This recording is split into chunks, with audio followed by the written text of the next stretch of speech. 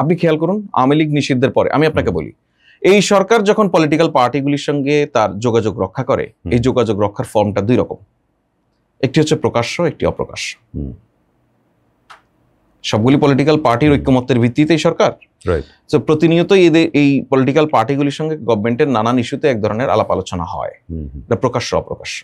বিএনপির অবস্থান আমরা যদি কয়েকজন নেতার বক্তব্য খেয়াল, ইভেন গতকালকে নজরুল ইসলাম খানও যেটা বলেছেন যে কাউকে প্রস্তুত করবার জন্য নির্বাচন বিলম্বিত করাটা মেনে নেওয়া হবে না। কাউকে বলতে উনি নিশ্চয়ই এনসিপি কে বুঝছেন। হয়তো মির্জা আব্বাসের কথায় মনে হয় যে সরকার বোধহয় নির্বাচনটা জুনের মধ্যে দিতে চায় না। অর্থাৎ এই অনাস্থা, আপনি যেমন আপনার জায়গাতে পরিষ্কার করলেন যে জুনের মধ্যে হবেই, আপনি একটা বিশ্বাসের জায়গা থেকে বলছেন, কিন্তু পলিটিক্যাল পার্টিগুলোর মধ্যে কোনো পার্টির মধ্যে এই অনাস্থাটা কেন তাহলে?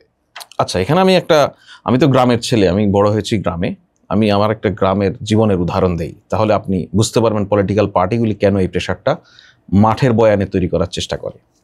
আপনি যদি সুপুরি গাছে উঠতে পারেন, জি, আপনি যদি গাছে উঠতে উঠতে একটা পর্যায়ে এসে চিন্তা করেন যে আমি আর উপরের দিকে উঠবো না, আমি ওখানেই থাকবো, তখনও কিন্তু আপনার হাতটা উপরে টান করে রাখতে হয়, না হলে আপনি আপনার নিজের ভারের কারণে পড়ে যাবেন।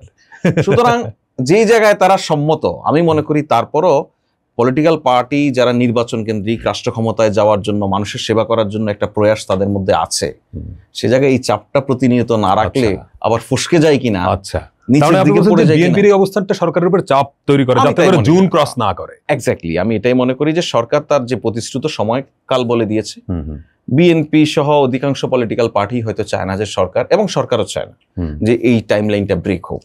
সুতরাং ওই টাইমলাইনের মধ্যে রাখার জন্যই নানান ধরনের আলাপ আলোচনা, আমি ওভাবেই দেখি এটা। জনপরিসরে একটা আলোচনা এরকম আছে যে ধরেন জুলাই অভ্যুত্থানে যারা একদম সামনে ছিলেন তরুণরা, যাদের দল এখন এনসিপি, সেই তরুণরা তো বস্তুত জীবনের ঝুঁকি নিয়ে আন্দোলনটা করেছেন। যদি আওয়ামী লীগ সরকার, শেখ হাসিনা সরকার টিকে যেতেন, এই তরুণদের একটা বড় অংশকে আমরা আসলে জীবিত দেখতাম না।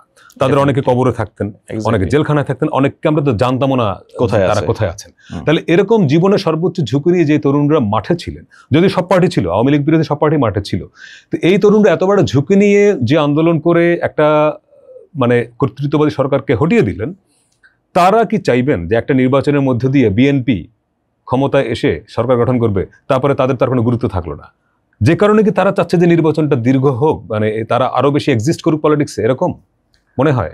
দেখুন, এখানে আমি আমার সাংবাদিকতা জীবন, আমি পলিটিক্যাল জার্নালিজম করেছি।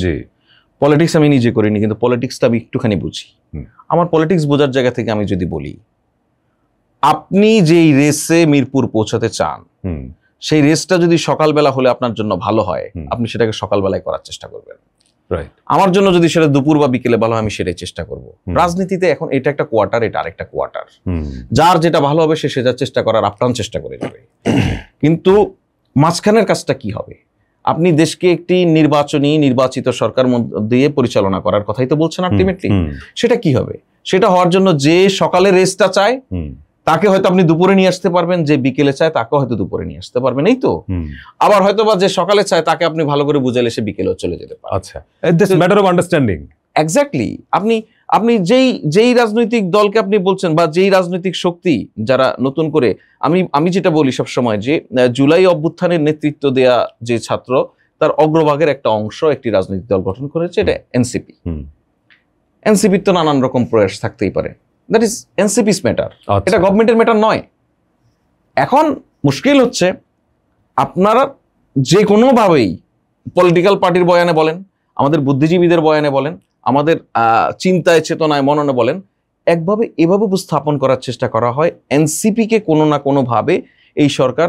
আপনি দেখুন, এনসিপি যখন দাবি নিয়ে, এনসিপি না, সেই সময় এই জুলাই অভ্যুত্থানের ছাত্ররা সবাই, এখন তো তারা পলিটিক্যাল পার্টির কারণে আলাদা আলাদা ভাগ হয়েছে অনেকগুলি।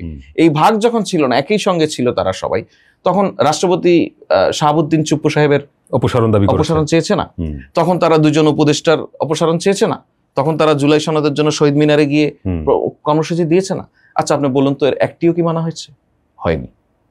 তাহলে লেজিটিমেসির জায়গা, সরকারের ক্যাপাসিটির জায়গা, কোনটা করতে পারবো, কোনটা করে এখন আমি সামাল দিতে পারবো, কোনটা করে এখনই আমার পক্ষে সামাল দেওয়া সম্ভব নয়, সেগুলো মানে না। কিন্তু আওয়ামী লীগ নিষিদ্ধের দাবিটা তো মেনে নিয়েছে। আওয়ামী লীগ নিষিদ্ধের দাবিটা দেখুন সব রাজনৈতিক দলের ছিল।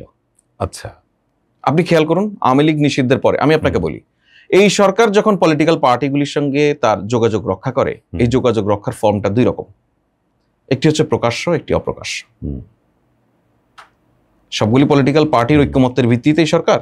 রাইট। তো প্রতিনিয়তই এদের এই পলিটিক্যাল পার্টিগুলির সঙ্গে গভর্নমেন্টের নানান ইস্যুতে এক ধরনের আলাপ আলোচনা হয়, এটা প্রকাশ্য অপ্রকাশ্য। তো আপনি সবসময় হয়তো আলাপটা প্রকাশ্যে দেখবেন না, কিন্তু অপ্রকাশ্যে যে সেটা নিয়ে আলোচনা হচ্ছে না তা নয়।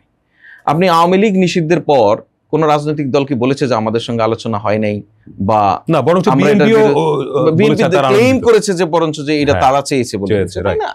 সুতরাং আপনি কি বুঝবেন যে এটা যে এনসিপি হয়তো তাদের মতো করে মাঠে নেমেছে, এক একজনের অ্যাপ্রোচ এক এক রকম। আচ্ছা, এনসিপির হয়তো মনে হয়েছে যে এই সরকারের কাছ থেকে কিছু আদায় করতে হলে আমার মাঠে নামা ছাড়া উপায় নাই। বিএনপি হয়তো মনে করেছে একটা চিঠি লিখলে এই সরকারের কাছ থেকে আমার আদায়, যাদের পলিটিক্যাল কৌশল। এক্স্যাক্টলি।